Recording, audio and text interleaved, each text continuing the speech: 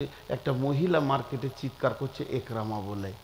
লোক তো ভিড় করে এসে বলছে, বোন তোমার কি হয়েছে? বলে আমি আমার স্বামীর খোঁজে আজকে কয়েকটি মাস রাস্তায় ঘুরছি। আমি এসেছি মক্কা থেকে। তো আমার স্বামী সৌদির মানুষ।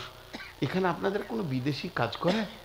তো বলছে আপনি এই হাটের মার্কেটটা ভিতরে ঢুকে যান, একটা দোকানে আছে বিদেশি মানুষ, সেলসের কাজ করছে, দোকানেও কাজে লোক হিসেবে আছে। গিয়ে দেখছে স্বামী আলহামদুলিল্লাহ পেয়ে গেল। বলছে একরামা চলো মক্কায় যেতে হবে। একরামা বলছে খেপি তোর মাথা খারাপ নাকি? ছেলে পেলে নিয়ে পালিয়ে আয়, এখানে থাকবো, ওখানে গেলে মাথাটাও থাকবে না। যে নবী মোহাম্মদ করা, ওর আইন যা করা, আমি ওখানে যাব না। বন্ধুরা আমার, বিবি বলছে কোনো বিবি তার স্বামীর অমঙ্গল চাই না। তোমাকে সুসংবাদ নিয়ে আমি এসেছি, তুমি আমার সঙ্গে চলতে শুরু করে দাও, হাঁটতে শুরু করে দাও। নিশ্চয়ই নবী মোহাম্মদকে নিয়ে তোমার সঙ্গে আমি একটা কম্প্রোমাইজেশনে বসবো, একটা বিশেষ আলোচনায় বসবো। ঠিক আছে। স্বামী আর স্ত্রী, স্ত্রী আর স্বামী, ছেলেগুলো দাদার কাছে রাখা আছে। এরপর এরা দুইজন হাঁটতে শুরু করলো। যেতে যেতে যেতে যেতে পূর্ব দিকে সূর্য উঠল, সূর্য প্রখর হলো। যেতে এরা যত হাঁটে সূর্যও তত হাঁটে। এবার সূর্য পশ্চিম দিকে অস্তমিত হয়ে গেল, আঁধার আবচ্ছন্ন হয়ে এসেছে। তখন একরামা বিবিকে বলছে, বিবি রে ক্লান্ত হয়ে গেছি, এবার একবার শোয়ার ব্যবস্থাটা কর, একটু রেস্ট নি, তারপর আবার যাব। তোর বিবি দুটা চাদরকে ঝাড়লে, বাস এমনি করে একটা চাদর বিছিয়ে দিয়ে 2-3 ফুট দূরে আর একটা চাদর বিছিয়েছে। একরামা বলছে, বিবি রে স্বামী স্ত্রীর বিছানা কি আলাদা হয়?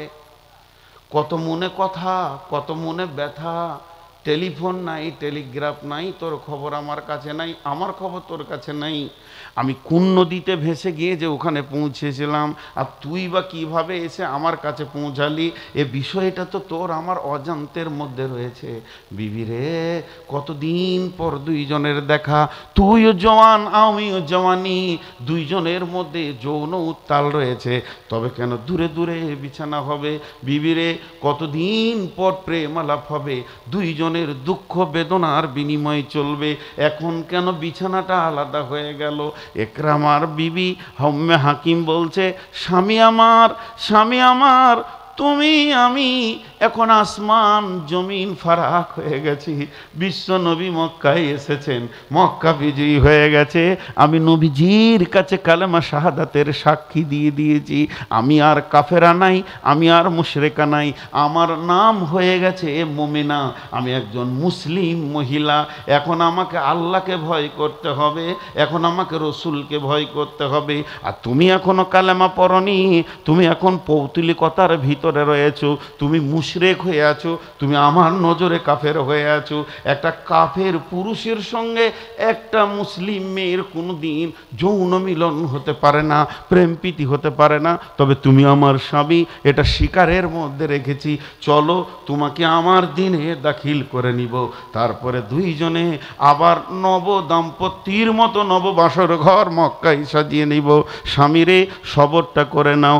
এরপর আস্তে আস্তে যারা যখন মক্কায় পৌঁছালো, উম্মে হাকিম নিজের স্বামীকে ডাইরেক্ট রসুলের কাছে নিয়ে গেলেন। একরামা আবু জেহেলের যোগ্য বাপের যোগ্য, মানে অযোগ্য কুবাপের কুসন্তান ছিল। সেই দিন বিবির কারণে, বিবির মেহনতে হাতটা বাড়িয়ে দিয়ে রসুলকে বললেন, আশহাদু আল্লাহ ইলাহা ইল্লাল্লাহু ওয়া আশহাদু আন্না মুহাম্মাদান আবদুহু ওয়া রাসূলুহু। একরামা দিনে ফিরে গেল, একরামা দিন পেয়ে গেল, ইসলামের ছায়া তলে চলে এলো। বিশ্বনবী লিস্ট থেকে নামটা কেটে ফেলে দিলেন।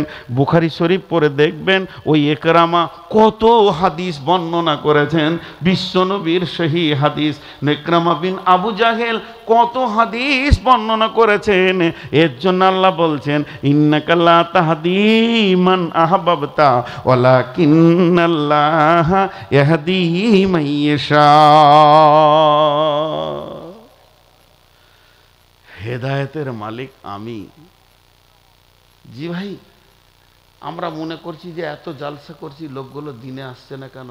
একবার কিতাব পড়ে দেখবেন এক একটা সাহাবী কি বলেছেন, যে আমি রসুলকে 50 বার গর্দন ধকালে বের করে দিয়েছি ঘরের দরজা থেকে। কেউ বলেছে 20 বার, কেউ বলেছে 100 বার। আমি 101 বারে ঈমান এনেছি। তার মানে রসুলের মেহনতটা কি ছিল?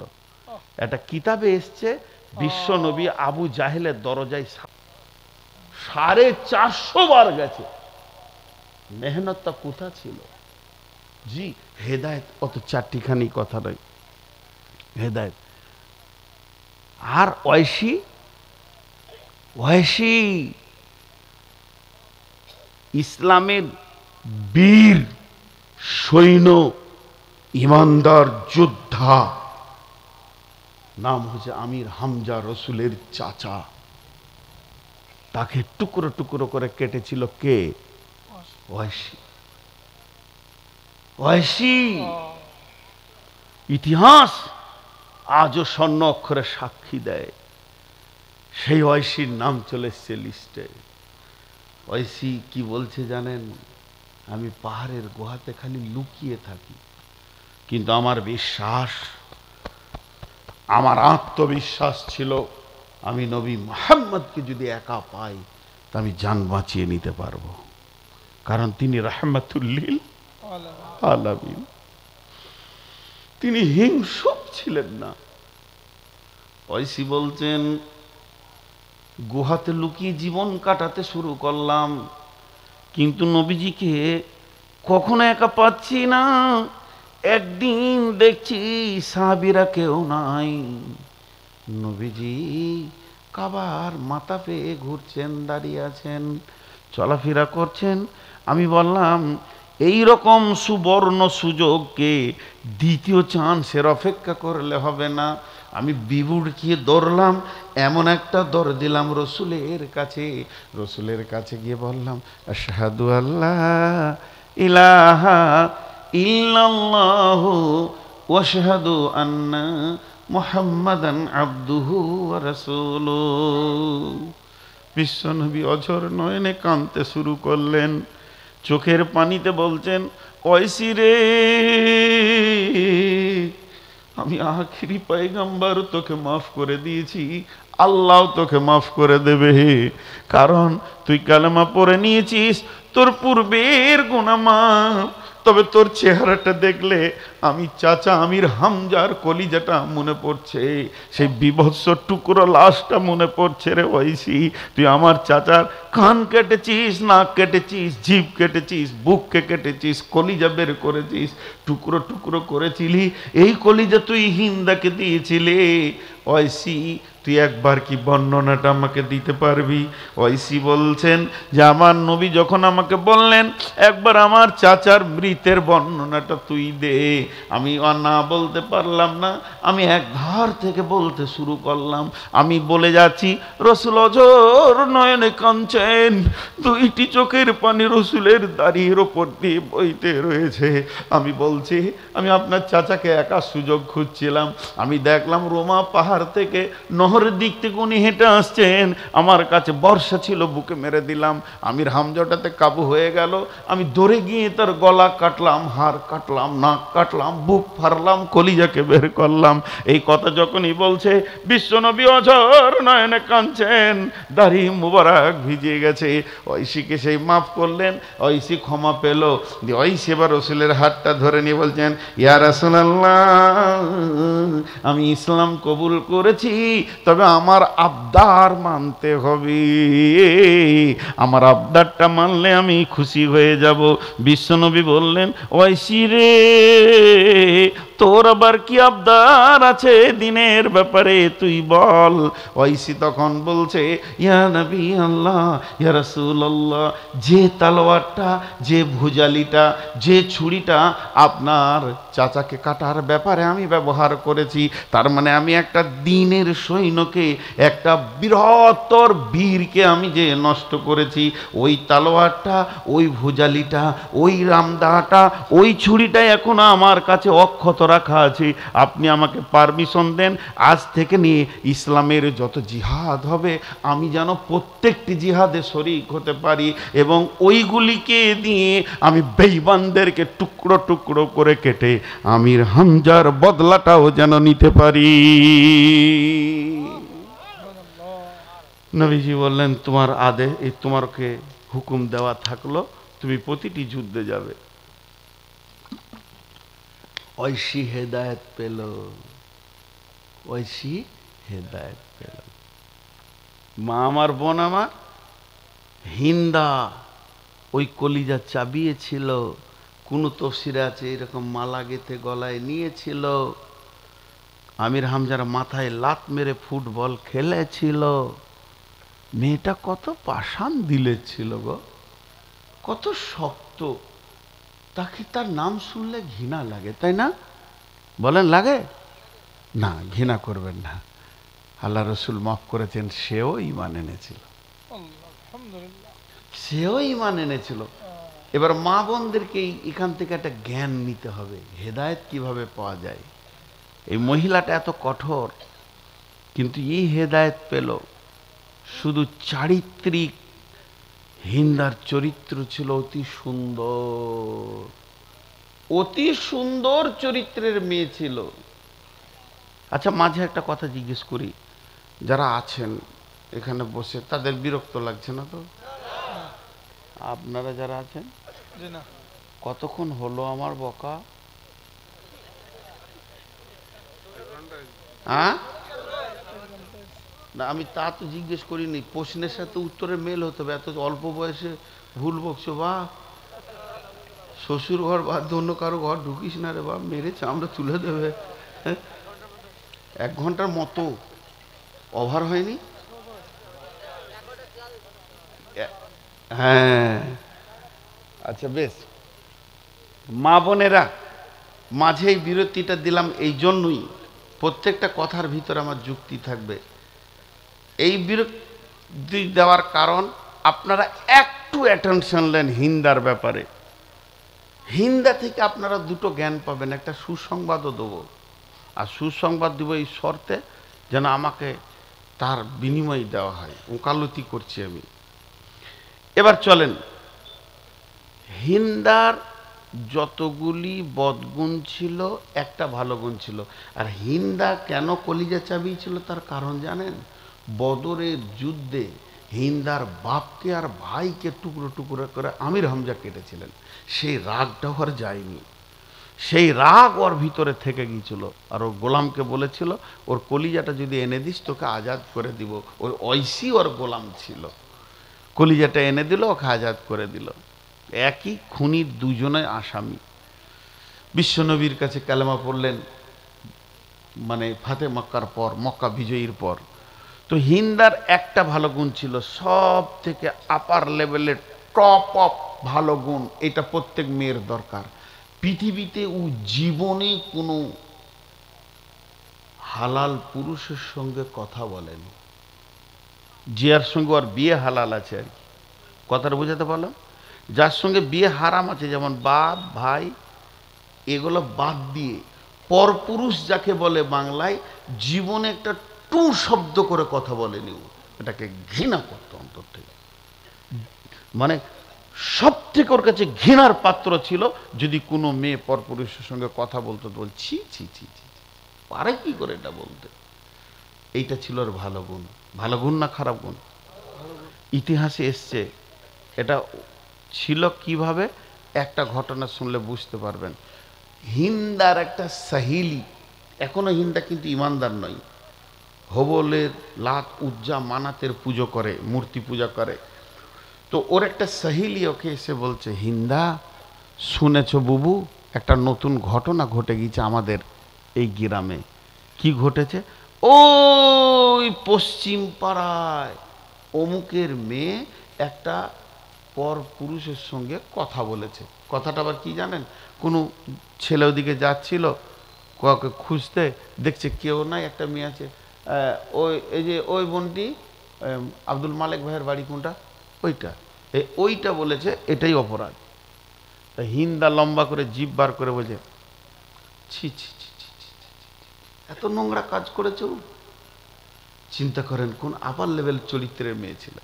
আল্লাহকে এটা ভালো লাগলো, কিন্তু যেখানেই বাঘের ভয় সেইখানেই সন্ধ্যা হয়। হিন্দার কপালে একটা কালো মেঘ নেমে এলো। হিন্দা বাড়িতে রান্না বান্না শেষ হয়ে গেছে, কাজ গোছানো হয়ে গেছে, মনে মনে ভাবছে বসে থেকে করব কি, তো ঘরটাকে সাজায়, ঘরের ঝুল যত আছে ঝাপ্পার ঝেড়ে পরিষ্কার করে দেওয়াল ডিশ কাপগুলোকে আলমারিতে সাজায়, এই কাজে ব্যস্ত আছে। মেয়েরা দেখবেন ওইভাবে ঘরকে সাজিয়ে রাখে, ওই দেওয়ালের দিকে মুখ করে ঘরকে সাজাতে রয়েছে, কাপ ডিশগুলোকে ঘরটাকে পরিষ্কার করছে, দরজা খোলা আছে। এখন হিন্দার স্বামীর বন্ধু, হিন্দার স্বামীর বন্ধু এসেছে ওর স্বামীর খোঁজে, হিন্দার খোঁজে নয়, স্বামীর খোঁজে এসে বাড়িতে ঢুকে দুদিকে তাকিয়ে দেখলো বন্ধু নাই। এবার উঠোনে গেল, বারান্দায় গেল, বন্ধুকে খুঁজছে, মুখে কোনো সাউন্ড করছে না, দেখছে বন্ধু নাই।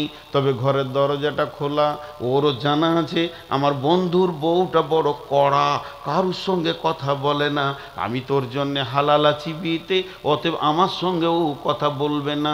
এর জন্য ঘরের ভিতরে ঢুকে এমনি করে সোফাটা খাটটা ডান দিকে বাঁ দিকে একবার দেখে নিল, দেখছি ওর বউটা আছে আর কেউ নাই।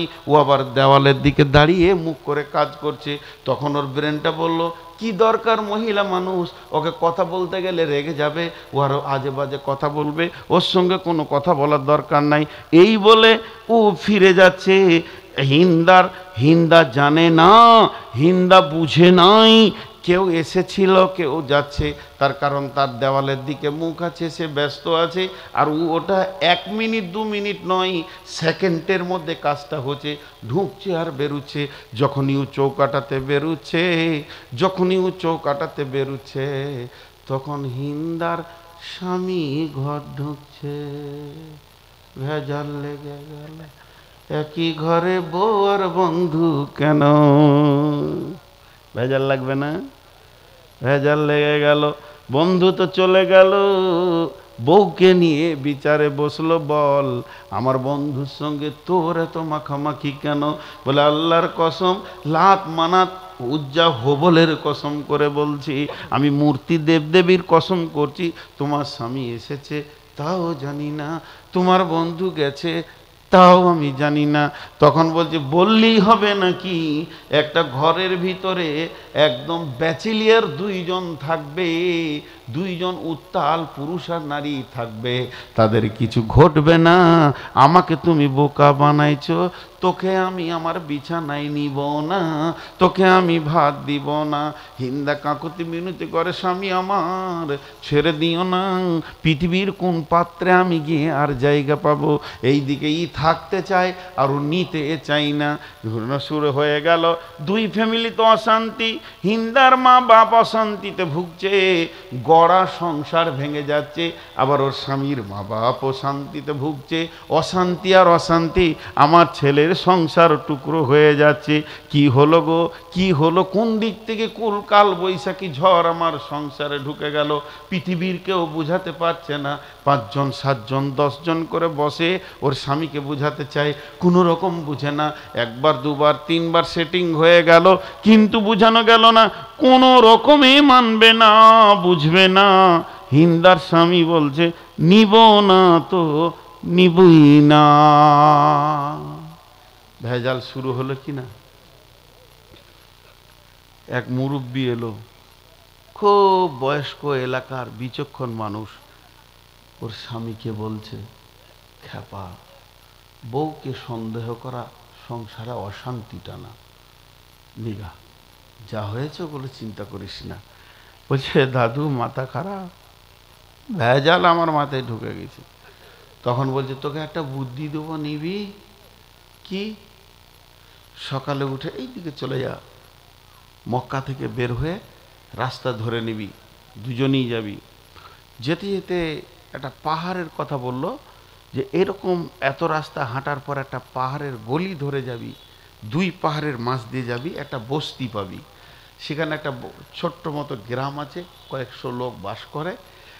সেই বস্তির ভিতরে একটা কাহেন আছে, কাহেন মানে হাত চালাই জাদুকর আছে, ওর কাছে যা, তোর বিবি সতী না অসতী, তখনও তো ওরা ইসলামের মধ্যে নাই আর কি, বুঝতে পারবি, যা চলে যা। চলে গেল জাদুকরের কাজ। তো হিন্দার স্বামী বলল, যদি জাদুকর বলে দেয় যে তোর বিবি সতী বন্ধুর সঙ্গে সম্পর্ক নাই, তা আমি ওকে নিব, ভেজাল চুকে গেল। তাহলে তো এবার খুশির বিষয়। দুইজন যাচ্ছে, যেতে যেতে ঠিক জাদুকরের আস্তানায় গিয়ে পৌঁছালো। জাদুকর বলছে, কি ব্যাপার বলো, কি ঘটেছে? তো হিন্দার স্বামী সব খুলে বলল, আমি বাড়িতে ছিলাম না, বাড়ি ঢুকছি তো দেখছি আমার রুম থেকে আমার বন্ধু বের হলো, ওর ওখানে আমার স্ত্রী ছিল। ও আচ্ছা আচ্ছা, এইটাই তো আমি দেখছি, বস। এবার জাদুকর শুরু করে দিল বিড়বিড় বিড়বিড় করে মন্ত্র পড়তে। মন্ত্র পড়তে সব কাজ যখন শেষ হয়ে গেল, দাগ দাগ টেনে এবার রিজাল্ট দিছে। রিজাল্ট কি শুরু করলো? প্রথমেই বলল, হিন্দার স্বামী, তুমি যে সন্দেহটা করছো এটা তোমার ভুল। তোমার স্ত্রী সতী আছে, শুধু তাই নয়, তোমার বন্ধু এসেছিল এ খবরটাও তোমার স্ত্রী জানতো না, কারণ সেও আওয়াজ দেয়নি।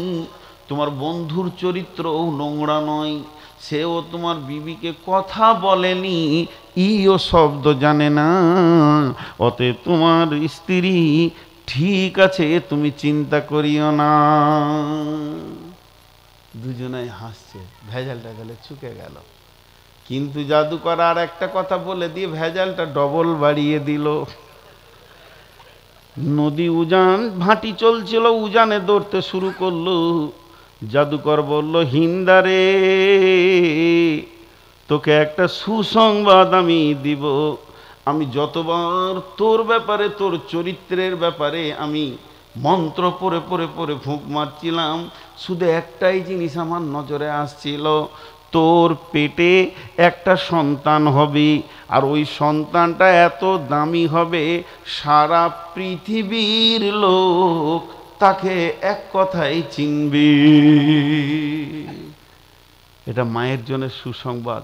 বীর আল্লাহওয়ালা হবে, পরেশগার হবে, চোর ডাকাত হবে না, আবার এত বড় বীর হবে, সারা পৃথিবী তাকে চিনবে। হিন্দা মুচকে হাসছে, সুবহান আল্লাহ, আল্লাহ আমাকে এরকম মা বানাবে। তো হিন্দার স্বামী তখন হাসছে। তো হিন্দা ওর স্বামীকে বলছে, হেসো না। লে ভেজাল, হাসবো না কেন, এত দামি বেটার বাপ হবো, তা তোমার ভাত খাবো না। এবার উল্টা শুরু হলো, তো ভাত খাবি না মানে? না, তোমার বিছানায় আমি আর যাব না। এবার ওই শুরু করলে, হিন্দারে ক্ষমা করে দে, মাফ করে দে, সন্দেহ করেছি, কষ্ট দিয়েছি, এর জন্যে তুমি রাগ করেছো। জড়িয়ে ধরতে যায়, খবরদার হাত দিবে না, আমি আর তোমার ভাত খাবো না, তোমার সঙ্গে যাব না। হিন্দার মা বাপ বলে, মা বেটিরে, গড়া সংসার ভাঙতে হয় না, জামাই যা করেছে ভুল করেছে, একটু কষ্ট পেয়েছিস, এর জন্য এত বড় রাগ করবি না রে মা, চলে যা। বলে, আব্বা বিরক্ত লাগলে ছেড়ে দাও, আমার আল্লাহ আমার জন্যে যথেষ্ট, তোমাদের অপেক্ষা করি না। হিন্দা শ্বশুর শাশুড়ি বলে, বৌমা এ কাজটা করো না, গড়া সংসার ভেসে দিও না, ছেলে ভুল করেছে, ক্ষমা চাইছি মা, থেকে যাও। তখন হিন্দা এবার মুখ খুলতে শুরু করে দিল। মুখ খুলে বলল, ও আমার শাশুড়ি, ও আমার শ্বশুর, তোমরা বেটার বিয়ে দিয়ে দাও, অন্য বউ নিয়ে আসো, বাড়িতে বউ ঢুকে যাবে, তোমাদের কোনো অসুবিধা হবে না। আমি তোমার বেটার কাছে যাব না। যাব না তো যাব না, কেন যাব না শুনে লাও। তোমার বেটার মনটা বড় দুর্বল, আর যাদের মন দুর্বল হয় তাদের দিল দুর্বল হয়, আর যাদের দিল দুর্বল হয় তাদের মাংসর পেশির দুর্বল হয়, যাদের হার্ট কমজোর হয় এরা কোনোদিন যুদ্ধ করতে পারে না। আগে হার্ট মজবুত হতে হবে, তবেই যুদ্ধ করতে পারবে। আমের বীজ থেকে আম হয়, কাঁঠালের বীজ থেকে কাঁঠাল হয়, পেঁয়াজের বীজ থেকে পেঁয়াজ পেঁয়াজ হয়, আবার বেগুনের বীজ থেকে বেগুন হয়। তাহলে এই রকম হাট দুর্বল পুরুষের বিচন থেকে কোনোদিন বীর সন্তান আমার পেটে হবে না। এর বিচনেরও গোলমাল আছে। এই বিচন নিয়ে আমি বীরের মা হতে পারবো না, কারণ তোমার বেটার বিচনই হচ্ছে খারাপ, ওর বিচন হচ্ছে দুর্বল। দুর্বল পুরুষ কোনোদিন সবল পুরুষের জন্ম দিতে পারে না। হিন্দা তালাক দিল, হিন্দা আর স্বামীর কাছে গেল না। হিন্দার যখন তালাক হলো, বিয়ে করলো কে? বীর যোদ্ধা রসুলের চাচা আবু সুফিয়ান। আর আবু সুফিয়ানের সঙ্গে যখন হিন্দার বিয়ে হয়ে গেল, হিন্দা কালেমা পড়লো, আবু সুফিয়ানকে বিয়ে করলো। আর বিয়ে করার পর আবু সুফিয়ানের বিচে হিন্দার পেটে যে সন্তানটা জন্ম নিল, তারই নাম সারা পৃথিবীর মানুষ জানেন, ইমাম মাবিয়া রাদিয়াল্লাহু তাআলা আনহু। হিন্দা ইমাম মাবিয়ার মা, এটা জানেন না? চারটিখানি বীরের মা লয়। ইমাম মাবিয়া একটা হুঙ্কার দিলে গোটা আরব কাঁপাতো। সেই ইমাম মাবিয়ার মা, সেই হিন্দা হেদায়েত পেল। তাহলে হেদায়েতটা কার হাতে? সকলে বলেন কার হাতে? চলে গেছেন নাকি ভাই? চলে গেছেন? আল্লাহ আকবার। এই বয়সে এত ঘন পিসাব, বিয়ে হবে না রে ভাই। বিয়ে হয়ে গেছে, মেয়ে খুব কষ্টতে আছে, দুর্বল পুরুষ নিয়ে বাস করছে, খুব সমস্যা না জি। এবার আপনারা মাদ্রাসাকে 1000 করে টাকা দিয়ে দেন। এই যে বায়ানটা শুনলেন, বায়ানটা কে দিচ্ছে? কথা বলে না। এতক্ষণ যে আমি বায়ানটা আপনাদেরকে দিলাম, এই বায়ানটা কার তরফ থেকে পেলেন? মাদ্রাসার তরফ থেকে। আজকে বায়ানটা কে উপহার দিল? আমাকে এনেছে কে? তাহলে এবার মাদ্রাসাকে 2000 করে টাকা দিয়ে দেন। সবাই দিবেন তো? কমিটি খুব টেনশনে আছে, টাকা দিবে কি দিবে না। জি, ওয়াজ তো চলবে, কিন্তু আগে তোয়াজ করতে হবে তো। শুধু ওয়াজ হয়?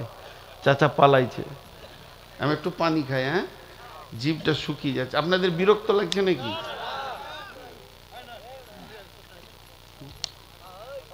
নিয়ে নে।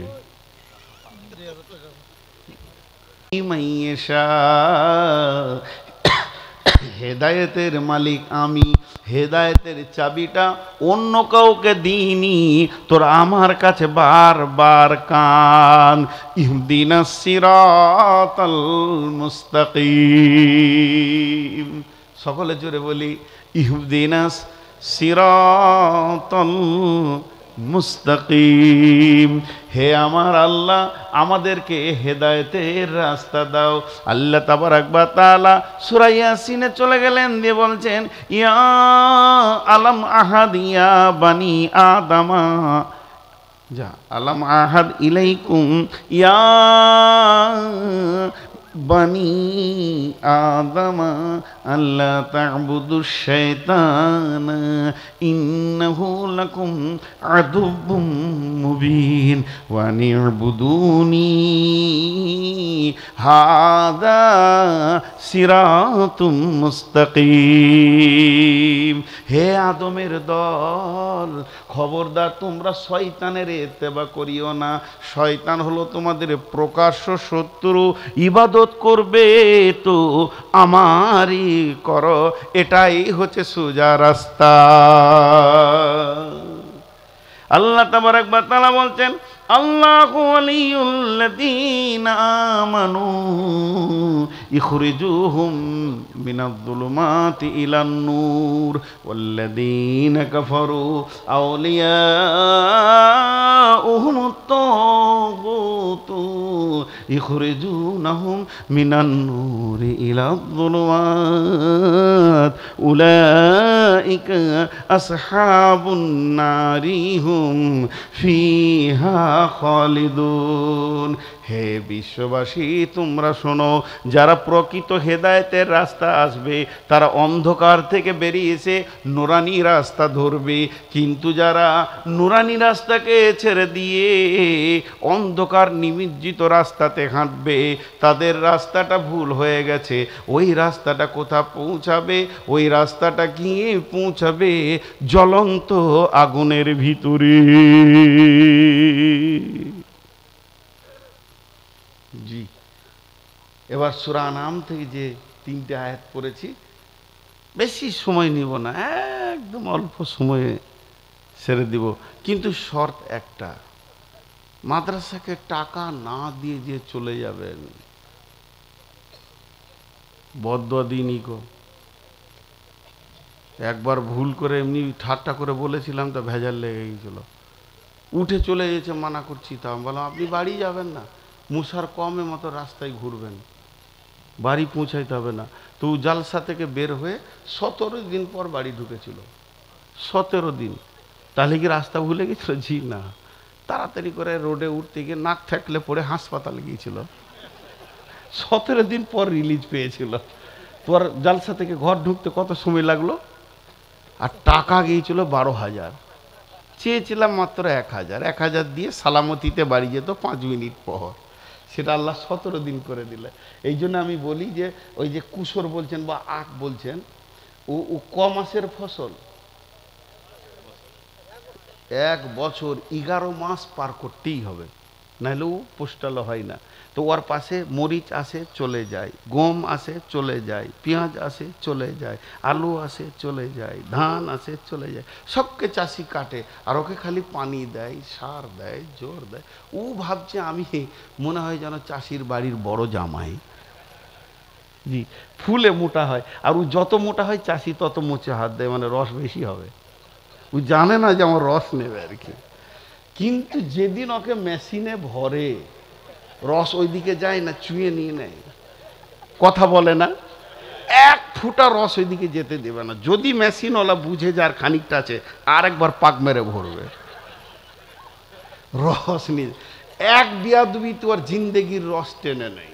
তো আল্লাহ তাবারক ওয়া তাআলা পৃথিবীতে 2টা চাকা রেখেছে। ওই মেশিনে যেমন 2টা চাকা, কয়টা চাকা? 2টা। তো এখানে পৃথিবীতে 2টা 3টা চাকা। তো পৃথিবীতে টাকা টানার চাকা হচ্ছে 2-3টা। একটা হলো হসপিটাল, একটা আদালত, আর একটা হলো থানা। পীরে বাস করে লিভেতে, তারপরে খোঁয়াটাকে কবরে ভরবে। একজনা পয়সা নিয়ে যেতে পারে নাই। শাহ সেকেন্দার বাদশা মরিবার কালে এই ওসিয়ত করেন ওয়ারিস সকলে, মরিলে আমার তরে শোনো বারে বার, কাফনের সাথে হাতে বেঁধনা আমার, সকলিতে মিলে জুলে খাটিলিতে করে, 2 হাত ঝুলাইয়া লইয়া যাইও মোরে। এই হাল দেখে মোর যত মাখলুকাত, আফসোস করিবে আর কহিবে বাদ, 7 মুলুকের শাহ সেকেন্দারও ছিল, সকলই থাকিল আজ খালি হাতে গেল। পৃথিবী থেকে কেউ নিয়ে যেতে পারেনি, আর নিয়ে যেতে 100 বছর আগে কে ছিলাম? হাত তুলেন। 100 বছর আগে কেউ ছিলাম? জোরে হাঁ বলবেন। 100 বছর আগে ছিলাম, 100 বছর পর থাকবো, এনেছিলাম, নিয়ে যাব। তবে কেন এত চিন্তা দেবে? তো এবার আমি আয়াতগুলো পড়ছি। আয়াত পড়ার আগে আপনাদেরকে একটা উদাহরণ দিব যে আমি আয়াত শুরু করব। তো টোটাল আপনাদের আর 20 মিনিট বা আধা ঘন্টা লাগবে, সময় দিতে পারবেন? যদি পুরা বিষয়টা কমপ্লিট হয়ে যাবে। যদি বলেন যে সময় দিব না, তাহলে তার বলার কিছুই নেই। না 1-2 করে যে পালাচ্ছে। আচ্ছা ওস্তাদজি, গেট কটা? একটাই। গেটে 4খানা বলবান ছেলে দাঁড় করান, যে যাবে কাপড় চুপড় লুঙ্গি খুলে পাঠিয়ে দেন। বলে তুমি মাদ্রাসায় জালসায় যে ফাঁকি মারবে, 2টো ওস্তাদ আর 2টো ছেলে দাঁড় করিয়ে দেন গেটে। ওকে জিজ্ঞেস করবে পয়সা দিয়েছো? বলে হ্যাঁ। কত? যদি দিয়েছে ঠিক, আর না দেয়, যে হতে চেয়ারম্যান হলো ছাড়াছাড়ি নাই। বাস ওই সিস্টেমটা করেন। ওখানে একটা চাদর রাখেন, আমি যেটা বলতে চাইছি। এবার আপনারা আমার দিকে খেয়াল করেন উদাহরণটা। আমি হলাম আপনাদের বিদেশি মেহমান, আমি গাড়িটা নিয়ে বেরিয়ে যাচ্ছি, ড্রাইভার আছে। আপনারা বলছেন হুজুর কোথায় যাবেন? আমি বললাম তেঁতুলিয়া। তার একটু লোকেশন দেন। এখন তো গুগল লোকেশন উঠে গেছে, তো যাই হোক, তো আপনারা আমাদেরকে বলছেন যে সোজা গিয়ে আপনি যেখানে উঠবেন ওই জায়গাটার নাম বীরগঞ্জ, ডান দিকে গাড়ি দিবেন, ঠাকুরগাঁও পাবেন, পঞ্চগড় পাবেন, তা আপনি জানবেন আপনার রাস্তা ঠিক আছে। যদি বাঁ দিকে গাড়িটা ভুলবশত ঘুরিয়ে দেয়, 10 মাইল চলে আসে রানীর বন্দর বা চিরির বন্দর চলে আসে আপনার গাড়ির সামনে, তো আপনি বুঝে নেবেন আপনার রাস্তা ভুল হয়ে গেছে। সঙ্গে সঙ্গে আপনার কাজ কি হবে, গাড়িকে ব্রেক করে ব্যাক দিয়ে ঘুরিয়ে রাস্তায় আনা। কথাটা বুঝতে পেরেছেন? আজকে বক্তব্যের বিষয় কি? হেদায়াত। এখন আমরা হলাম গাড়ি, আল্লাহকে জিজ্ঞেস করছি, আল্লাহ এই গাড়িগুলো সব আমরা জান্নাতমুখী হাঁটতে চাই, জাহান্নামের রাস্তা নিব না, তবে তুমি লোকেশন দাও কোন পথে হাঁটলে আমি জান্নাতে গিয়ে পৌঁছাবো, আমার রাস্তাটা ঠিক থাকবে, আমি হেদায়েতে ঠিক আছি, আমি মাঝে মাঝে চেক করে নিব ঠিক আছি না ভুল আছি, একটু তো লোকেশন তুমি আল্লাহ আমাদেরকে দাও। যখনই বুঝে নিব এইগুলো আমার দ্বারা ভুল হয়ে গেছে, তার মানে বুঝে নিব রাস্তাটা ভুল হয়ে গেছে। আপনি যেমন বলেছিলেন তেমন তো নাই। আল্লাহ বলছে কোরআন তো তোদের হেদায়েতের উপকরণ নিয়ে বসে আছে, তবে কেন আমি বলবো না? সূরা আনামে চলে যা, জান্নাতের রাস্তার প্রতিচিহ্নগুলো বলে দিব। এখন আমার হাতের দিকে তাকান, আম্মা আমার, খালা আমার, বেটি আমার, একবার আমার হাতের দিকে তাকাবেন। কোরআন কি বলছেন? বিসমিল্লাহির রহমানির রহিম। কুল তাআলাউ আতলু মা হাররামা রাব্বুকুম আলাইকুম আল্লা তুশরিকু বিহি শাইয়্যা ওয়া বিল ওয়ালিদাইনি ইহসানা ওয়া লা তাকতুলু আওলাদাকুম মিন ইমলাকিন নাহনু নারযুকুকুম ওয়া ইয়্যাহুম ওয়া লা তাকরাবুল ফাওয়াহিশা মা জাহারা মিনহা ওয়া মা বাতান ওয়া লা তাকতুলু নাফসাল্লাতী হাররামাল্লাহু যালিকুম ওয়াসাকুম বিহি লাআল্লাকুম তাকিলুন ওয়ালা তাকরাবু মালাল ইয়াতীমি ইল্লা বিল্লাতী হিয়া আহসান হাত্তা ইয়াবলুগা আশুদ্দাহু ওয়াউফুল কাইলা ওয়াল মিজানা লা নুকাল্লিফু নাফসান ইল্লা উসআহা ওয়া ইযা কুলতুম ফাআদিলু ওয়ালাউ কানা যা কুরবা ওয়া বিআহদিল্লাহি আউফু যালিকুম ওয়াসাকুম বিহি লাআল্লাকুম তাযাক্কারুন। আল্লাহ বলছে দেখ, তোর জান্নাতে যেতে গেলে রাস্তাতে 10খানা জিনিস তুই দেখতে পাবি। তুই দেখবি তোর দ্বারা 10টা আমল ঠিক ঠিক ঠিক ঠিক ঠিক ঠিক হবে। যদি তোর দ্বারা 10টা আমল ঠিক থাকে, তুই নিশ্চিত থাকবি, তুই চোখ মুজে থাকবি, তুই গাড়ি চালিয়ে যাবি, চল চল চল আগেবার, তুই সাকসেস হয়ে গেছিস। যদি তোর ওর ভিতরে কোনো ত্রুটি পাস, গাড়িকে এক্ষুনি ব্রেক করে দে, তোর রাস্তা ভুল হয়ে গেছে, আবার ঠিক হাই রোডে তুই চলে আয়। এটা হলো প্রকৃত হেদায়েতের রাস্তার কথা আল্লাহ সূরা আনামের মধ্যে বলেছেন। এই 10টা কথা বলার পর, এই 10টা কথা বলার পর, এই 10টা কথা বলার পর ওই 10টার দিকে আঙ্গুল তুলে আল্লাহ কি বলছেন? ও আন্না হাযা সিরাতি মুস্তাকিমা। এই 10টাই তো হলো আমার হেদায়েতের রাস্তা, সিরাতি মুস্তাকিমা।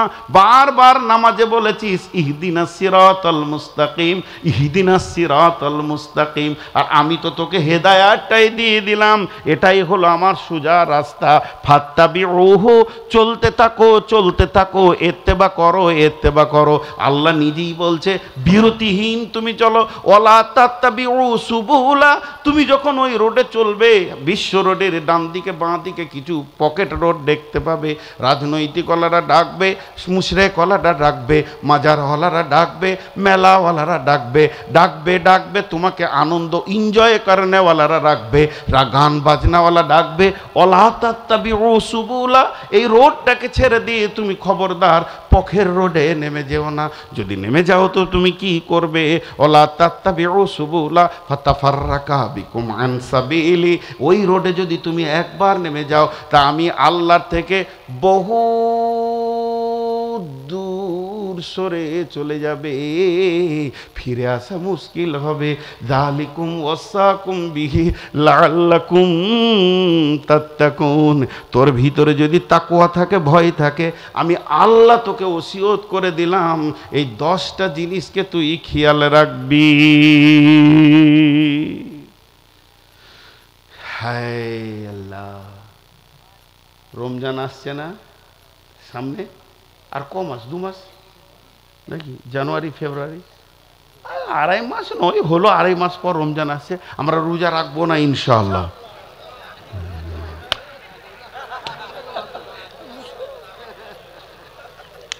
দুনিয়া নষ্ট হয়ে গেল।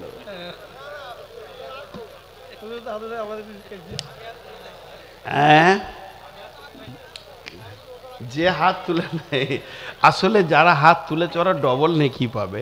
ওদের মনের কাইফিয়ত ছিল রোজা রাখবো। জি, এক সাহাবী আল্লাহকে বলেছিলেন, তুমি আমার গোলাম, আমি তোমার প্রভু। আল্লাহকে ওটা খুশি লেগেছিল।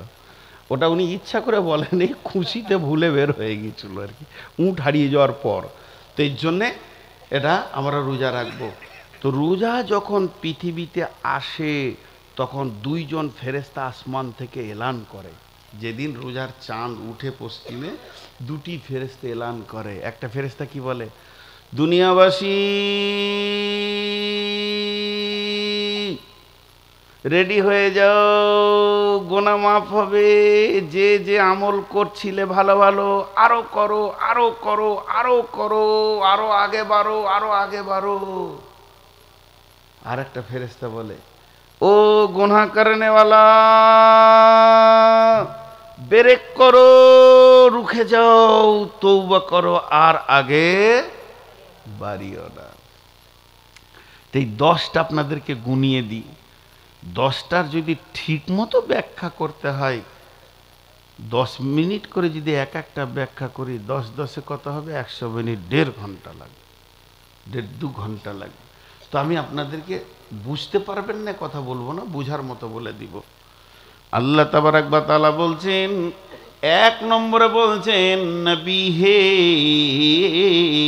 তুমি আমার গোলামদেরকে বলে দাও, আল্লাহ তুশরিকু বিহি শাইয়া, তারা যেন শিরকের ময়দানে না যায়, মুশরিক হয়ে যেন না মরে। আমি এক আল্লাহকে সাজদা করতে করতে যেন মরে, আল্লাহকে বাদ দিয়ে কোনো মাজারে, গাছতলায়, পীরতলায়, পাথরের মূর্তির পূজা যেন না করে, একমাত্র জীবনকে যেন শিরক মুক্ত করি। এটার ব্যাখ্যা করলাম না, শিরকের ব্যাখ্যা অনেক লম্বা আছে, কিন্তু আমরা শিরক করি, জোরে বলেন, শিরক করি। আরে এই আমরা যে কটাই মজলিসে আছি, আমরা কি কেউ মুশরিক? মাজারের পূজা করি? করি না। কিন্তু আদত মে ভি শিরক হ্যায়, অভ্যাসের ভিতরে শিরক আছে, আমরা ধরতে পারি না। সেটা কি বলেন তো? এনার হাতটা ধরে নিয়ে আমি বলছি, ভাই চলেন 2 দিন ঢাকা থেকে ঘুরে আসি। উনি মুখ দিয়ে কি বলবেন, না হুজুর গেলে হবে না, আমি গেলে বাড়ি ঘরে কেউ খেতে পাবে না, সব অচল হয়ে যাবে ব্যবসা বাণিজ্য। তাহলে ও শিরক করলো কি করলো না? যারা বলেন আদত মে ভি শিরক হ্যায়। কথায় কথায় কিছু লোক বলে, ভালো থেকেন, ভালো থেকেন, নিরাপদে পৌঁছে যান। ভালো থাকার মালিক আমি। আমাকে বিদায় দিয়েছে তখন অনেকে বলছে ভালো থাকুন, আমি কেন ভালো থাকবো? আপনি ওই দিকে দিয়ে দেন, আল্লাহ আপনাকে ভালো রাখুন।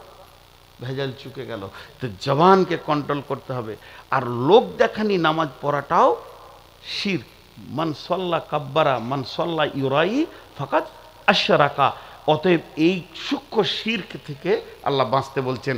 তোমার 1 নম্বর রোডে তুমি এটা পাবে, জান্নাতের রাস্তায় তুমি শিরক মুক্ত জীবন করবে। আল্লাহ আমাদেরকে শিরক মুক্ত জীবন দান করুন। শিরক আর ইবাদতে পার্থক্য কি, এটা নিয়ে বিস্তারিত লম্বা তফসির আমি যাচ্ছি না, কেন 10টা কথা বলতে হবে।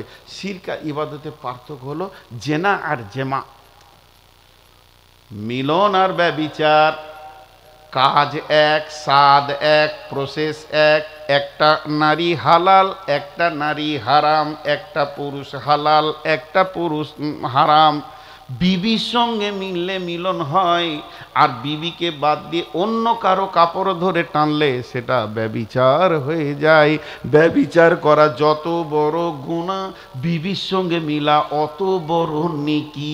এর জন্য আল্লাহ তাবারক ওয়া তাআলার এটা উদাহরণ দিয়ে বলছি, ব্যভিচার আর নেকিতে যেমন কম বেশি রয়েছে, আল্লাহর কাছে চাওয়ার নাম ইবাদত, আল্লাহর ভরসা করার নাম ইবাদত, আল্লাহর ওপরে ভরসা করার নাম ইবাদত, তাওয়াক্কুল আল্লাহর ওপরে করার নাম ইবাদত। এইটা কি খালি আল্লাহকে বাদ দিয়ে গায়রুল্লাহর কাছে চাওয়া, মায়রুল্লাহর ভরসা করার নামই হচ্ছে শিরক। তো আমার আল্লাহ বলছেন, নবী হে, তুমি ওদেরকে জান্নাতের রাস্তার লোকেশনটা দিয়ে দাও, যে প্রথমেই বলো তোমরা শিরক মুক্ত জীবন তৈরি করো। নাম্বার 2, ওয়াবিল ওয়ালিদাইনি ইহসান, মা বাপের সঙ্গে ভালো ব্যবহার করবে, মা বাপকে খবরদার কষ্ট দিবে না। জি ভাই, মা বাপের সঙ্গে ভালো ব্যবহার করবে, মা যেন না করে। আল্লাহ কোরআনে বলছেন, ফালা তাকুল্লাহুমা উফি ওয়ালা তানহারহুমা ওয়াকুল্লাহুমা কাওলান কারিমা, মিষ্টি কথা বলো।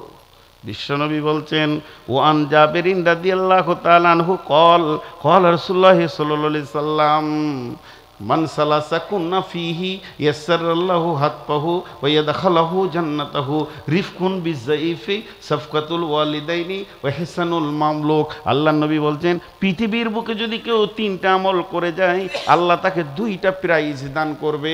ওই 2টা প্রাইজ কত দামি! 1 নম্বর প্রাইজ হলো তার মওত হবে আসানে, আর 2 নম্বর প্রাইজ হলো সে হাসতে হাসতে জান্নাতে যাবে। এই 2টি প্রাইজ পাবে 3টে আমলের বিনিময়ে। তার মধ্যে 1 নম্বর আমল হলো রিফকুন বিযাইফ, কমজোরকে যে সাহায্যের হাত বাড়িয়ে দেবে। 2 নম্বর ওয়াবিল ওয়ালিদাইনি ইহসানা, মা বাপের সাফকাতুল ওয়ালিদাইনি, মা বাপের সঙ্গে সাফকাত করবে, সাফকাত করবে। এটা একটু পর বলছি। আর 3 নম্বর হলো কাজের লোকের সঙ্গে ভালো ব্যবহার করবে। বিশ্বনবী বলছেন, মওত হবে আসানে, হাসতে হাসতে জান্নাতে যাবে।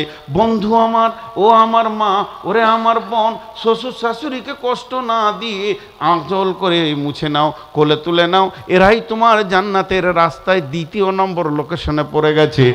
মা বোনেরা শ্বশুর শাশুড়ির খিদমত করবে, আর ছেলেরা মা বাপকে খবরদার কষ্ট দেবে না। আর বিশ্বনবী বলছেন, সাফকাত করতে হবে। সাফকাত বুঝেন, একটা চাওয়া আর একটা না চেয়ে নেওয়া, দুটোর মধ্যে পার্থক্য আছে। কিরকম বলেন তো? আমাদের আপনারা অনেকে বলেন দোয়া করেন হুজুর, ভালো জিনিস, দোয়া চেয়েছেন, আমার পকেটে পয়সা তো চাননি, আমাকে তো বিপদে ফেলতে পারেননি। দোয়া মুসলমানের কাছে চাবে না তো কি চাইবে? কিন্তু কিছু ব্যবহার আছে দোয়া চাইতে হয় না, অটোভাবে বেরিয়ে যায়। যেমন 3-4 বছর আগেকার ঘটনা বলছি। আমি বায়ান থেকে উঠছি, চিনি না, অপরিচিত কোন মাদ্রাসার ছাত্র আল্লাহ ভালো জানেন। আমি নামতে যাব সিঁড়িতে, আমার জুতো দুটো খেয়াল করে রেখেছে, পায়ের কাছে এনে দিল। আমার কাছে দোয়া চাইনি, 1 ঘন্টা দোয়া দিয়েছিলাম গাড়িতে যেতে যেতে। কেন? ব্যবহার দিয়ে দোয়া নেওয়া আর চেয়ে দোয়া নেওয়া আসমান জমিন পার্থক্য আছে। তো আল্লাহ রসুল বলছেন, তুমি তোমার মায়ের দোয়াটা ব্যবহার দিয়ে নাও দেখি।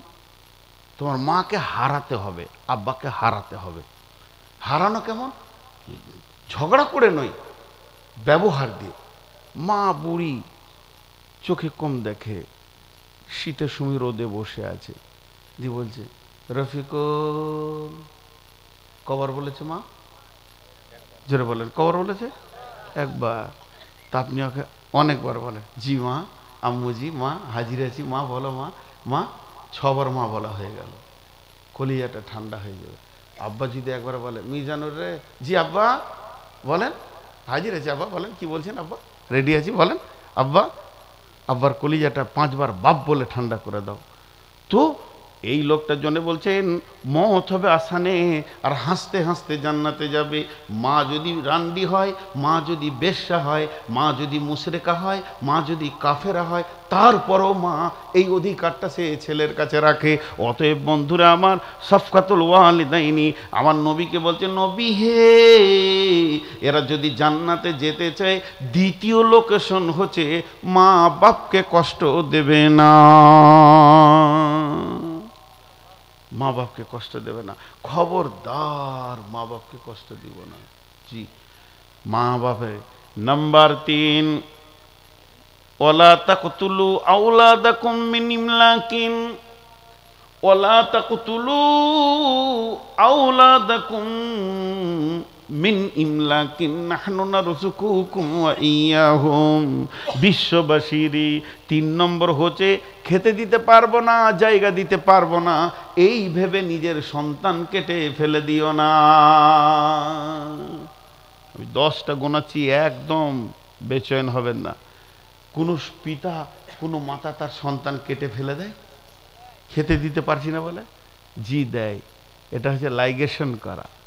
খবরদার, যারা, যে মেয়েটি, যে পুরুষটি লাইগেশন করেছেন, ছেলে বন্ধ করেছে, যে মেয়েটি তার স্বামী জানে সেও, এবং যে ডাক্তার, যে হসপিটাল, যে এনজিও, সকলকে কিয়ামতের মাঠে 3খানা আসামি হতে হবে। একটা হলো মার্ডার কেসের আসামি, 2 নম্বর হলো ওই ছেলেগুলো বলবে, মাবুদ পৃথিবী দেখতে পেলাম না, এদের জন্য তোমার ইবাদত করতাম। 2 নম্বর আসামি। 3 নম্বর আসামি হচ্ছে এরা আল্লাহর কুদরতের ওপরে ছুরি চালিয়েছে, অথচ আল্লাহ জবান দিয়ে বলছেন নাহনু নারযুকুকুম ওয়া ইয়াহুম, ওর খাওয়া রুজির ব্যবস্থা আমার কাছে আছে, তোরা বন্ধ করবি না। আমার ফ্যাক্টরির রাস্তা তোরা বন্ধ করবি না। তাহলে এই কাজটা করবে না। কয়টা হলো? আপনারা গুনবেন কিন্তু, কয়টা হলো? 3।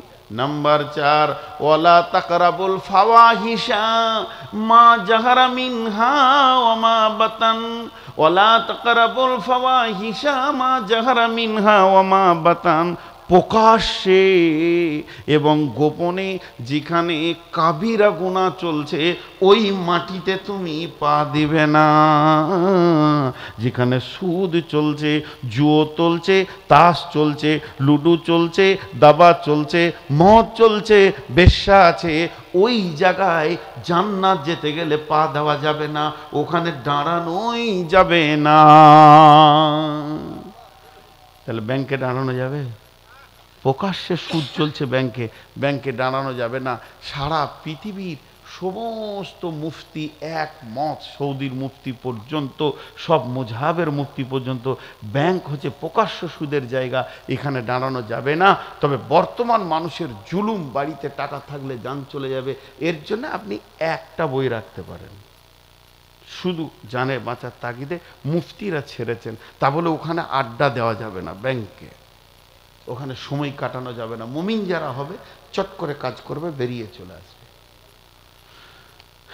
তাহলে 3-4টা হলো। প্রকাশ্যে গোপনে যেখানে খারাপ কাজ চলছে, অনেক আবার বলে তাস খেলি না, দেখছিলাম।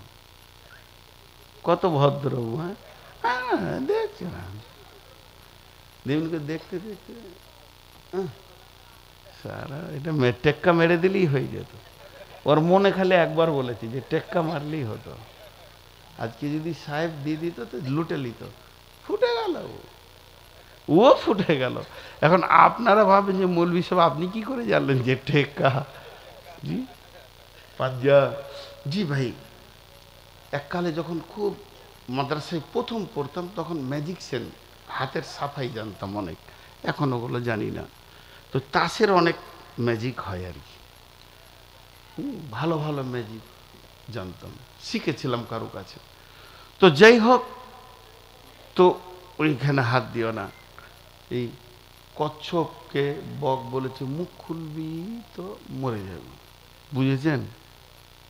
একটা পুকুরে জেলেরা এসছে, পুকুরের মালিক দাঁড়িয়ে বলছে কত দাম? বলছে 50,000। তো জেলেরা বলছে না চাচা, 40 দিব, মানে যা আছে টেনে নিয়ে নেবো, আপনাকে 40,000 দিয়ে দেবো, পুকুরে একটা পোকা পর্যন্ত রাখবো না। তো এদের একটা দাম দর চলছে পুকুরে দাঁড়িয়ে, একটা কমপ্লিট হয়ে গেল দাম। একটা কচ্ছপ শুনছিল আর কি, ও তো খুব চিন্তায় পড়ে গেছে, তাহলে কালকেই মত, জেলেরা জাল আনবে। জেলে পুকুরের মালিক চলে গেল, কচ্ছপ মন ভারী করে বসে আছে। একটা বক এসে বসলো, বিমান বাংলাদেশের মতো এসে বসলো আর কি। তো বকটাকে বলছে সংবাদ খুব খারাপ। বলে কেন? বলে কাল মত। বলে কেন? এই জেলেরা সব কন্ট্যাক্ট করে ফেলেছে, কাল আসবে, ভোরবেলায় এসে জাল টানবে। বকটা তখন বলছে তোকে বাঁচিয়ে দিব। বলে কি করে বাঁচাবে?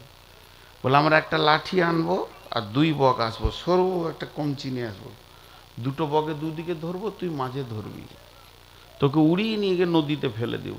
খুশি ও, ভোরবেলা থেকে রেডি হয়ে আছে একদম ঈদের নামাজ পড়ার মতো, যে আমি তো অন্তত বাঁচবো, যে যা হবে হোক। বক ঠিক টাইমে এসেছে, এমনি করে নামলো কাঠি নিয়ে, বলে মাঝে ধর। 2টা বক ওকে তালিম দিয়ে দিল, যা হবে হবে, মুখ খুলিস না, যা হবে হবে, মুখ খুলিস না। বকদের মুখগুলো তো এরকম আছে, মাঝে মাঝে কক কক করে বলছে, মুখ খুলিস না, আর ও ঝুলছে মাঝে। যখন প্রায় 50 ফুট ওপরে চলে গিয়েছে, তখন দেখছে জেলেরা আসছে, খুশিতে তাকাচ্ছে ওর দিকে, বলছে খুশি হ কিন্তু মুখ খুলিস না। ওর মুখ ফসকে বেরিয়ে গেছে, ছাই খাবি? আর যেই মুখ ফুসকে গেছে, খড়াক করে একদম জেলের হাঁড়িতে, জেলের হাঁড়িতে পড়েছে। তখন জেলেটা ওদের সর্দারকে বলছে, বস আজকে নসিব ভালো, প্রথমেই আল্লাহ বিসমিল্লাহ করে দিয়েছে কচ্ছপ দিয়ে, মুখ খুললেই চলে যাবে। এই জন্য আল্লাহ রসুল বলছে যেখানেই কাবিরা গুনাহ আছে তুই কি করবি? ওই কচ্ছপের হালাত তোর হবে, ওখানে যাস না। ওয়ালা তাকরাবুল ফাওয়াহিশা মা জাহারা মিনহা ওয়া মা বাতান, গোপনে হোক প্রকাশ্যে হোক, যেখানে ফাহেসা চলছে ওই জায়গায় তোমরা যাবে না। ওয়ালা তাকতুলু নাফসাল্লাতী হারামাল্লাহু, ওয়ালা তাকতুলু নাফসাল্লাতী হারামাল্লাহু, একটা মানুষ আর একটা মানুষকে কতল করে দিও না, এটা আমি হারাম করে দিলাম তোমাদের জন্যে। দালিকুম ওয়াসাকুম বিহি লাআল্লাকুম তাকিলুন, আমি আল্লাহ তোদেরকে ওসিয়ত করলাম, যদি তোদের আক্কেল থাকে তো তোরা বুঝে নে। তাহলে 5টা বলা হলো জান্নাতের রাস্তার উপকরণ। 1 নম্বর হলো শিরক করবে না, 2 নম্বর মা বাপকে কষ্ট দেবে না, 3 নম্বর লাইগেশন করে সন্তান বন্ধ করিও না, 4 নম্বর ফায়সা কাজের কাছে যেও না, 5 নম্বর হচ্ছে খবরদার মানুষ হয়ে মানুষ কতল করবে না। কিন্তু 3 জনকে কতল করা জায়েজ আছে, নেকি হবে। একটা হলো বিয়ের পরে যদি কেউ ব্যভিচার করে, আল্লাহ আমাদের সকলকে মাফ করুন। আর 2 নম্বর হলো কতলের পরিবর্তে কতল। 3 নম্বর হলো আপনার কি না, যদি কোনো মুসলমান মুরতাদ হয়ে যায়, ইহুদি নাসারা হয়ে যায়, ওকে কতল করে দাও। এবার চলেন দ্বিতীয় আয়াত, আল্লাহ বলছেন ওয়ালা তাকরাবু মালাল ইয়াতীমি ইল্লা বিল্লাতী হিয়া আহসান হাত্তা ইয়াবলুগা আশুদ্দাহু, তাকরাবু মালাল ইয়াতীমি ইল্লা বিল্লাতী হিয়া আহসান হাত্তা ইয়াবলুগা আশুদ্দাহু। মাঝে একটা কথা বলছি, যতটি লোক বসে আছেন কথা বুঝে হানা বলবেন। 5টা বলা হয়ে গেছে, আর 5টা বলতে 10-5 মিনিট লাগবে, বেশি লাগবে না, এবং খুব গভীর তথ্য কথা আছে। একজনও হিলবেন না, একজনও না, পেশাব লাগলেও উঠিয়েন না, কারণ আপনার কাছ থেকে হাতছাড়া হয়ে যাবে। আমি বায়ান শুরু করলে একদমে শেষ করে দিব। শুধু একটা কথা বলছি, ছাত্রগুলো আপনাদের কাছে আমি পাঠাচ্ছি ব্যাগ দিয়ে, যার কাছে যা আছে হাতে এলেন এক্ষুনি ভরে দেন। প্রত্যেকটা ছাত্র নীরব কাজ করবে, আপনারা খালি দিতে থাকবেন। প্রত্যেকটা ছাত্রকে হাতে নিয়ে নেন, আর বায়ানের দিকে লক্ষ্য রাখবেন, একজনা যেন বায়ানকে বাদ দিয়ে অন্যদিকে লক্ষ্য দেবেন না। বাবু তোমরা সকলে ঢুকে যাও, কথা কম বলবে, চটচট করে একদম এই দিক থেকে ওই দিকে বেরিয়ে চলে যাও। বাকি লেখালে তো আছি এখন, আমি ছাড়ছি না। ভাই আপনাদের বিরক্ত লাগছে কি? টোটাল বক্তব্যটা সারাংশ টানবো, তারপরে উঠবেন, আমি হাত দুটো ধরে বলছি বাস। বিসমিল্লাহির রহমানির রহিম। ওয়ালা তাকরাবু মালাল ইয়াতীমি ইল্লা বিল্লাতি হিয়া আহসান হাত্তা ইয়াবলুগা আশুদ্দাহু। হে পৃথিবীর মানুষেরা, তোমরা এতিমের মালকে খবরদার ভক্ষণ করে নিও না। আপনারা আমার দিকে ধ্যান দেন, সকলে বলেন সুবহানাল্লাহ। বাস আপনারা আমার দিকে ধ্যান দেন, একদম অ্যাটেনশন অন্যদিকে নিয়ে যাবেন না, নাহলে হাতছাড়া হয়ে যাবে। এবারে 6 নম্বরে আল্লাহ বলছেন, এতিমের মালকে তোমরা ভক্ষণ করিও না। জি ভাই, আজকে আমার বিবি মারা গেছে, উদাহরণ দিচ্ছি, এখনই বিবিকে আমি কবরে রেখে আসলাম, আমার বিবি তার পেটের 2খানা সন্তান আমাকে দিয়ে চলে গেছে, কালকে আমাকে তো বিয়ে করতেই হবে, আমার জীবন জৈবন কোথায় রাখবো? এর জন্য আমাকে কোরআন পারমিশন দিয়ে দিয়েছে, আমি দ্বিতীয় বিয়ে করলাম। আমার যখন দ্বিতীয় বিয়ে কমপ্লিট হয়ে গেল, ওই বিবিটা যেদিন ঘরে আসবে, আমার প্রথম বিবির কোনো সম্পদ সে ব্যবহার করতে পাবে না, খাটকে ব্যবহার করতে পাবে না, ড্রেসিং টেবিল সোফা আয়না কিছুই ব্যবহার করতে পাবে না, কারণ ও মরে গেছে। এখন মালটা, ওই মালটা মেরাসের ভাগ হয়ে গেছে, একটা সতীনের মাল আর একটা সতীন ব্যবহার করতে পাবে না, কারণ এর ছেলে ওর মালে মেরাস হবে না, ওর ছেলে এর মালে মেরাস হবে না। তাহলে ওই মালগুলো করতে হবে কি, সমস্ত মালগুলিকে এক জায়গায় জমা করে তার পুরাতন কাপড়, নতুন কাপড়, থালা বাটি বাসন, তার বাবার দেওয়া একটা যদি ছোট চামচ থাকে সেটাও পর্যন্ত, তার নাকের কানের যত কিছু আছে এক জায়গায় জমা করে দিয়ে আপনাকে আমাকে ওই মালটার রাখোয়াল হতে হবে, ওই মালটার যোগানদার হতে হবে, যেন অবহেলা না হয়ে যায়, অবহেলার কারণে মালটা যেন নষ্ট না হয়ে যায়, এই কাজটা আপনার আমার দ্বারা যেন না হয়। আল্লাহ তাবারক ওয়া তাআলা বলছেন, ওই মালের প্রহরী তুমি হবে, ওই মালকে খরচা করে তুমি দ্বিতীয় বিবির ছেলে সন্তানকে আনন্দ দিতে তুমি পাবে না। তুমি দ্বিতীয় বিয়ে করেছো, তার মাল তোমার মাল এক জায়গায় হবে, কারণ এই মালটার মালিক এখন তুমি একা নাও, এই মালটার মালিক 3 জন, ওই 2টি ছেলে মেয়ে এবং তুমি, এই মালকে দিয়ে তুমি অপব্যবহার করতে পাবে না। আল্লাহ কোরআনে বলেছেন, ইন্নাল্লাযীনা ইয়াকুলুনা আমওয়ালাল ইয়াতামা যুলমা ইন্না ইয়াকুলুনা ফি বুতুনিহিম নারা ওয়া সায়াসলাউনা সাঈরা। নিশ্চয়ই যারা ইতিমের মালকে জুলুম করে খায়, তারা ভাত খায় না, মুড়ি খায় না, বরং তারা জাহান্নামের আগুন খায়, আর এই লোকটা জাহান্নামে অতি তাড়াতাড়ি চলে যাবে। অতএব এতিমের মালের ব্যাপারে আল্লাহ শুধু একটা রুখু বর্ণনা করেছেন সূরা নিসার ভিতরে। এতিমের মালের এত অ্যাকশন আছে, পৃথিবীর অন্য কোনো মালে এত রিয়াকশন নাই। বাইতুল মাল চুরি করেন, আমানতের মাল চুরি করেন, আর কিছু মাল সব থেকে ডেঞ্জারাস হচ্ছে, সবগুলি গুনাহ, সব থেকে ডেঞ্জারাস হচ্ছে এতিমের মাল। এ ব্যাপারে আল্লাহ বলছেন, খবরদার মাল খাবে না। কিন্তু এতিম যখন বড় হয়ে যাবে, তারা ব্যাচেলিয়ার হয়ে যাবে, তারা মাল কি জিনিস রক্ষণা করতে পারবে, ক্ষমতা হবে, তখন এই এতিম 2 জনকে নিয়ে বসো, যে বলো, আব্বারে আম্মুরে, এই মালগুলো তোমার মা ছেড়ে চলে গেছে, তোমার মা যেদিন কবরে গেছে এতগুলি মাল তোমাদের জন্য রাখা আছে, তোমাদের ভাগ তোমাদের বুঝিয়ে দিয়েছি, আমার ভাগ আমি বুঝে নিয়েছি, এরপরে তুমি ব্যবহার করবে। এর জন্য আল্লাহ তাবারক ওয়া তাআলা বলছেন, ওয়ালা তাকরাবু মালাল ইয়াতীমি হাত্তা ইয়াবলুগা আশুদ্দাহু। এরপর 7 নম্বরে বলছে, ওয়াউফুল কাইলা ওয়াল মিজানা, খবরদার ওজনে কাউকে কম দিও না, বেশি নিও না। যদি তুমি জান্নাত যেতে চাও, ওজনে কম দেবে, বেশি নেবে, রাস্তা ভুল হয়ে যাবে, আটকে যাবে, ব্রিজ ভেঙে যাবে, আর তুমি জান্নাতে পৌঁছাতে পারবে না।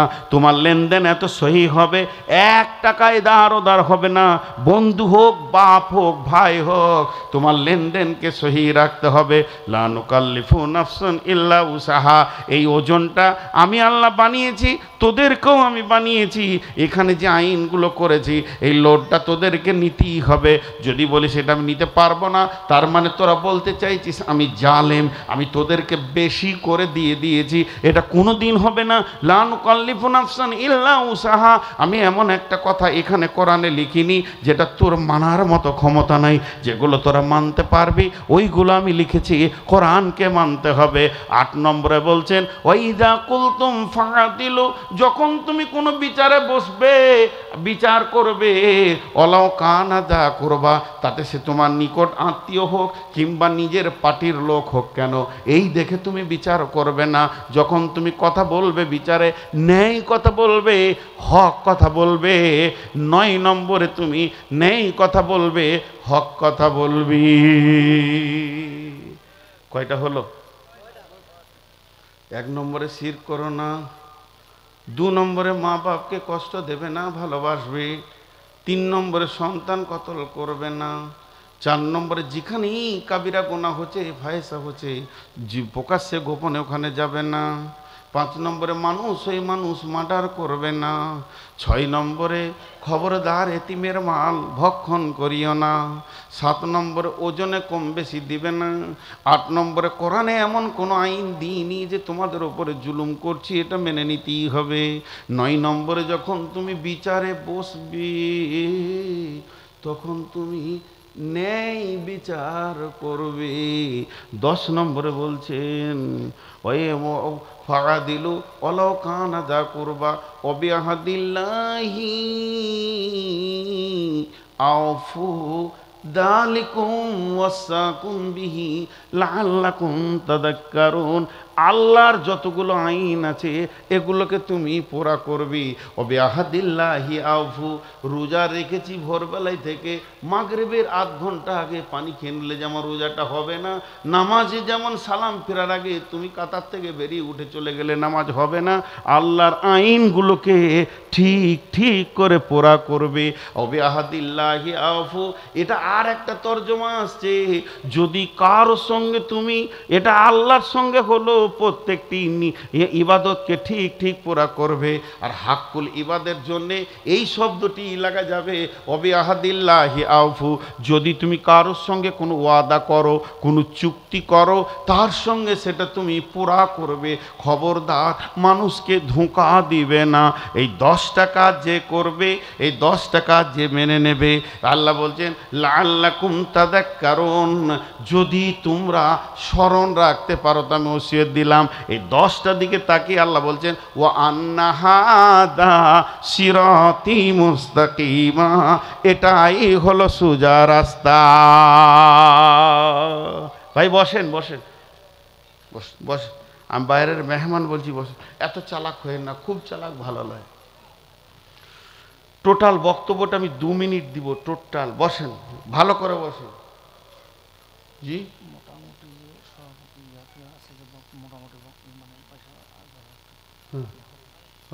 আমি কিছুই জানি না, খালি বায়ান শিখিয়ে দিলে এবার ওগুলো বলতে হবে। তো আবার কোনো জায়গায় আবার চিঠি দেয়, কালেকশন করে। হ্যাঁ ভাই, যদি কোনো ছেলেকে বিয়ে দেওয়ার পর শ্বশুর বাড়ি যাওয়ার লেগে বাপকে চিঠি লিখতে হয়, আর বিয়ে না দেওয়াই ভালো।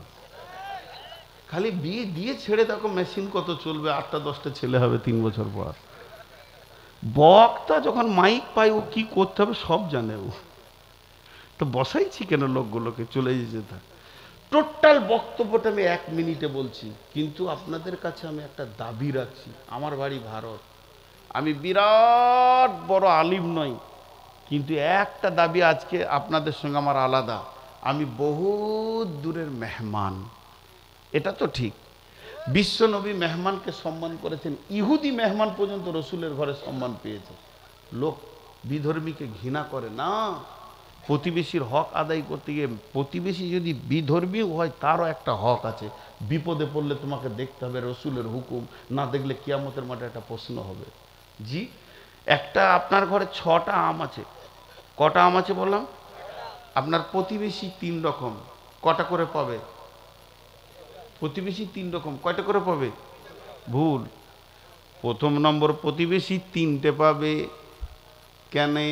1 নম্বর সে মুসলমান, 2 নম্বর প্রতিবেশী, 3 নম্বর আপনার চাচাতো ভাই। কয়টা পাবে? দ্বিতীয় নম্বর প্রতিবেশী 2টা পাবে।